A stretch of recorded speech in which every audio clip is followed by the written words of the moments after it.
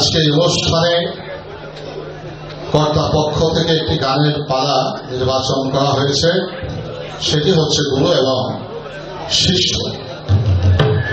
তো পালা দিয়েছেন গুরু ভক্ত। কাজল জামান সাহেব বললেন যে ভক্ত হওয়া তো বড় শক্ত কাজ, আর শক্ত কাজ করতে হলে পোক্ত হইতে হয়। তো প্রথম আমি শিষ্য, তারপরে হব পোক্ত, তারপরে হব ভক্ত। সুন্দর কথাটি অত্যন্ত ভালো লেগেছে। প্রথম নিবেদিত হতে হয়, তারপরে হতে হয় ভক্ত। তাই সেই ধারা মোতাবেক অত্যন্ত গঠনমূলক একটি প্রশ্নমূলক গান শুনলাম। আজব লীলা দেখে এলাম নদীর কিনারায় দয়াল গুরু, অসাধনায় দিন বয়ে যায়। গানটির মধ্যে দেহটাকেই মেনশন করা হয়েছে, দেহটাকেই লক্ষ্য করা হয়েছে। আচ্ছা, একটা গ্লাসের মধ্যে যদি পানি রাখেন, এই গ্লাসটা উপর করলে কি পানি থাকবে না পড়ে যাবে? গ্লাসে পানি রেখেছে, যে উপর করে দিলে কি পানি থাকবে না পড়বে? কিন্তু একটা নদী আছে, ওই নদীটা চিট করা না, নদীটা উপর করা। জ্ঞান দিয়ে বুঝতে হবে কোন নদী। যে নদীকে অতিক্রম করে আমি মাতৃগর্ভে গিয়েছিলাম, যে নদীকে অতিক্রম করে পৃথিবীতে এসেছিলাম, সেই নদীটা হলো উদ্ভুত করা। কিন্তু উদ্ভুত করা হলে কি হবে? দয়াময় কি কুদরতি খেলা, সেই নদীর পানি পড়ে না। যদি কখনো প্রয়োজন হয় তাহলে মাঝে মাঝে দু এক ফোঁটা পড়ে, কিন্তু সবসময় সেই পানি পড়ে না। তাহলে আজব লীলা দেখে এলাম নদীর কিনারায়, সকল নদী তো চিট করা, কিন্তু ওই নদী উদ্ভুত করা, কিন্তু খোদার কুদরতে সেই পানি পড়ে না। তাই আজব লীলা দেখা গেল কোথায়? জীবন নামক নদী যেখানে প্রবাহিত হয়, সেই ত্রিবেণী ধারা সুষুমা পিঙ্গলাইরা দয়াল গুরু অসাধনায় দিন হয়ে যায়। এই যে অসাধনায় দিন হয়ে যায়, এখান থেকে আমার গান শুরু হয়ে যাবে। Noun pronoun adjective verb, adverb, preposition, conjunction, এটাকে ইন্টারজেকশন, এটাকে ইংরেজিতে বলা হয়েছে বিশেষ বিশেষণ সর্বনাম অব্যয় ক্রিয়াপদ। এবার পৃথিবী হলো কর্মময় জগৎ। কর্ম করলে মায়না পাওয়া যায়, কর্ম না করলে মায়না পাওয়া যায় না। সাধনাও তদ্রূপ, এটা কর্মের একটি বিধান, কর্মের একটি প্রটোকল, প্রসিডিউর, সেটাকে মানতে হবে, পালন করতে হবে। আর করতে পারলেই তার জীবন অসাধনায় যাবে না। সেখানে সাধক মালিক দেওয়ান সাহেব কি বলেছেন, সেখান থেকে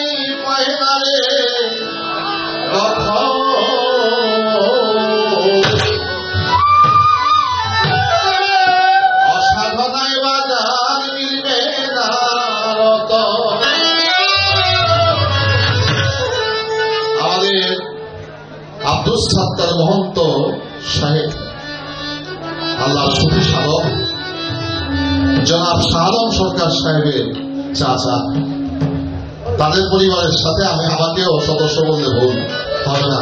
এমনই ভাবে তাদের বাচ্চাদের সাথে আমার একটা মধুর সম্পর্ক ছিল।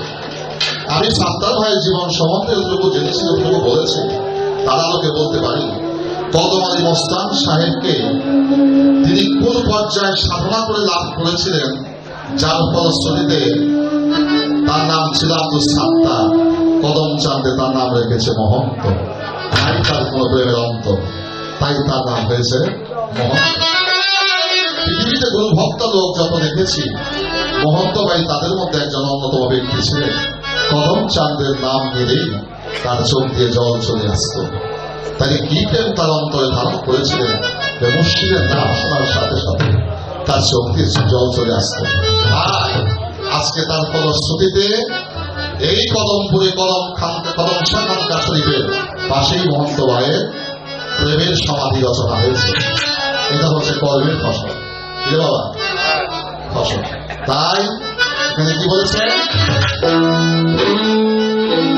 মনে দেখো না গুয়াইলা পোকে অন্তমকা হইয়া সুখে,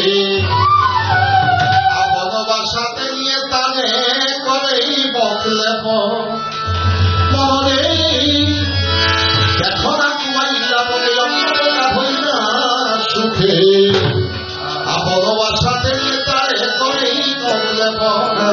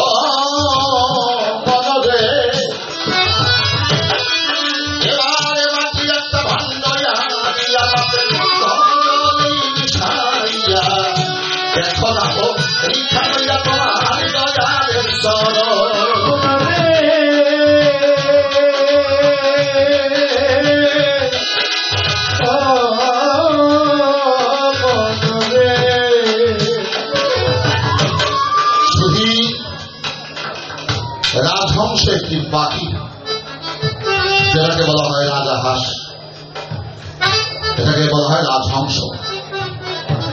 এই পাখিটা আমাদের পাতি হাঁসের চেয়ে কিছুটা বড়। আপনার রাজা হাঁস আমাদের এলাকায় আছে না? বড়। তো সেই রাজা হাঁস তার জীবন চরিত্রের মধ্যে একটা বৈশিষ্ট্য আছে। সেটা কি জানেন? তাকে এক সের দুগ্ধ, এক সের জল, পানি মিশ্রণ করে একটি পাত্রে যদি দেওয়া হয়, রাজহংস মুখ দিয়ে পানি দেবে, দুগ্ধটুকু ভিতরে যাবে, পানিটা থেকে যাবে। কিছুক্ষণ পরে তাকিয়ে দেখবেন নিরালা পানি হয়ে রয়েছে, সাদা দুধ খেয়ে ফেলেছে। আমাদের যদি চিনি আর পানি মিশাই দেয়, এই পানি থেকে চিনি আলাদা করতে পারবো? দুধের সাথে পানি মিশাই দিয়ে আলাদা করতে পারবো? কিন্তু একটা পাখি তার মধ্যে একটা শক্তি দিয়েছে, বৈশিষ্ট্য দিয়েছে, সেটা পানি এবং জলের মধ্যে মিশ্রণ করে থাকলে সেখান থেকে সে দুগ্ধটুকু পান করে পানিটুকু পরিহার করে। তদ্রূপ তিনি শিষ্য থেকে ভক্ত হতে পারে যে রাজহংসের শ্রোতার ন্যায় পানি থেকে দুগ্ধকে আস্বাদন করতে পারে। এই দুগ্ধ আর পানি কি বোঝাইলাম সেই ব্যাখ্যায় এখন যাব না, মাত্র আসা শুরু হল। চেষ্টা করবো আমার শিষ্যের ভক্তের অভিনয় নিয়ে অবতীর্ণ হয়েছে তার বক্তব্যের আলোকে আমি চেষ্টা করবো তার কাছাকাছি থাকার জন্য।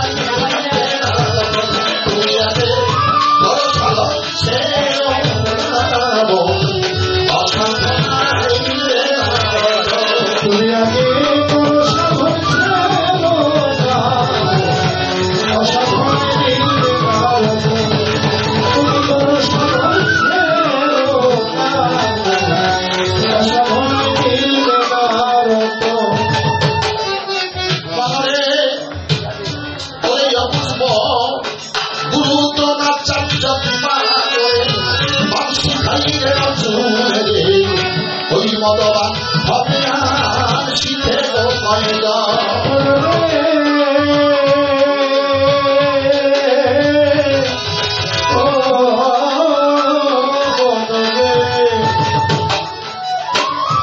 বাবাজি এই কথাটাকে ব্যবহার করেছে হিন্দু মাইথোলজি থেকে।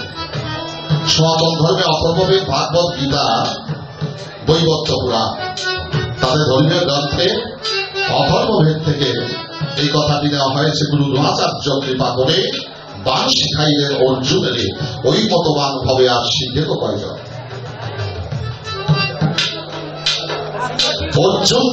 অর্জুন ছিল দ্রোণাচার্যের শিষ্য ভক্ত। তাকে একটা কৌশল শিখাইছেন। কি কৌশল জানেন? যে পানির মধ্যে তুমি মাছ শিকার করবা, পানির মধ্যে তোমাকে তীর লাগাতে হবে না। এই মাছের মধ্যে, জলের মধ্যে যে মাছ থাকে, এই মাছের ছায়া আকাশে পড়ে, এটা সব লোকে দেখতে পারে না। তুমি সেই আকাশের দিকে তাকিয়ে মাছের ছায়া লক্ষ্য করে তুমি তোমার ধনুক থেকে তীর ছাড়বে, আর সেই তীর উপর থেকে যখন নিচে ধাবিত হবে, সেই তীর জলে যখন পড়বে তখন মৎস্য শিকার হয়ে যাবে। বাবা